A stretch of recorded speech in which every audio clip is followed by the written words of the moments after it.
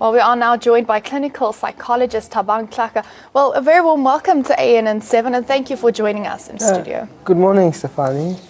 Well, let me start by asking you, what is your view on the results that came out last night? It seems like there's a slight improvement, I suppose, with the quality not being the same, but there isn't so much variation. But it was a turbulent year this year. Sorry, it's almost a year. So it's been a turbulent year, but I think all in all, there's a slight progress. Now, you being a clinical psychologist, let me ask you, the impacts that happened to the kids, ranging from Vuwani even to the students protesting fees must fall.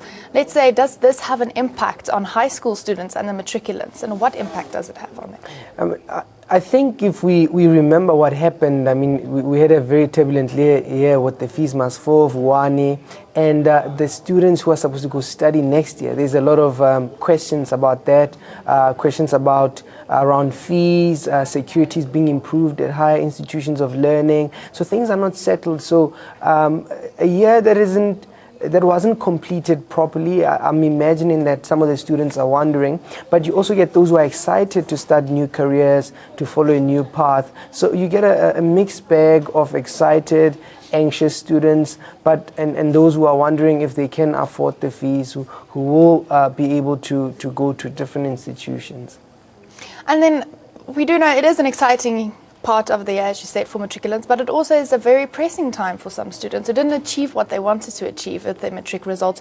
What is your advice to their family and their friends and the community on how to support them through this difficult time? I think that's a very important question. So the vast majority would have done well. They would have gotten a pass of some sort, but then you get those few then who haven't made it. So my encouragement to them is that, in life, we have to learn how to work with failures, and failure is not an event. It's not a person, it's an event. It's something that happens and then we try again.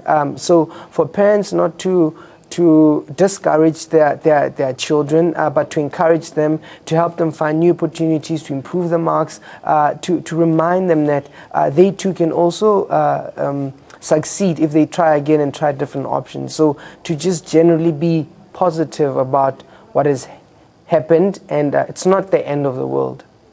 And let's take a look at what they will do in the future. What advice do you have for these matriculants starting next year, starting their future and being independent?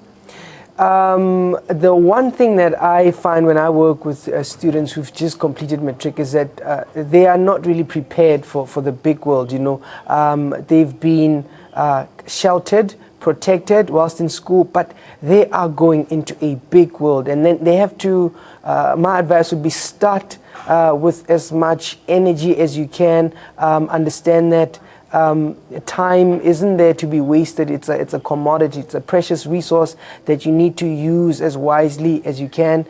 Just ensure that you hang around with the right people and get as much information about your degree and that you can get as possible, and just give it your best from the beginning. Don't wait until the middle of the year, because what you're about to face is quite different from what you've seen in matric.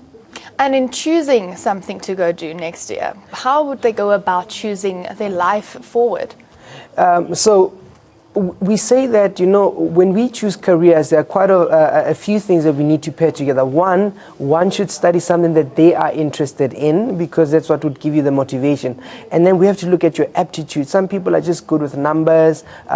Some people are good with animals. Some people are good with people. Some people are good with spaces. So depending on your aptitude, what you're good at, so your interests, your aptitude, and what the world is going to be needing in the future. We say we're moving into this fourth industrial revolution. So a lot of technology, you don't want to be doing something that could be replaced in a couple of years, because then you're going to have a problem. So match your interest, the needs in the community, your aptitude, and I suppose look at what you can afford and where you are in space and who can support you, who you can shadow. So try and be a bit more deliberate about what you want to study, and you must really like what you're doing, because that's how you're going to be successful in life. If you do something that you don't like, you're going to struggle when it's very tough. So let me ask you as well, for the new matriculants coming in next year, what is your advice to them? What must they do? How must they take upon this challenge of matric? begin with the end in mind. So think about what you really want to achieve. There are many people who've been through matric, and there are a lot of success stories. Try and study and find out how is it that they've made it, and trying to copy them, try to take a little bit from what they've done. But remember, this is your own journey.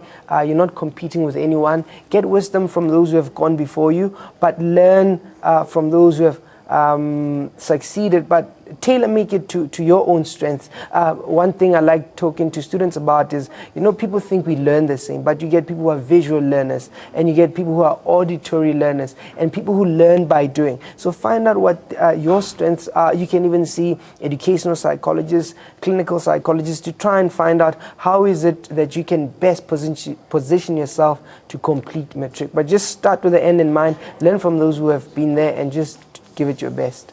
Well, thank you so much, Thabang Tlaka, the clinical psychologist, joining me in studio today to discuss more about the matrics and the results that came out here.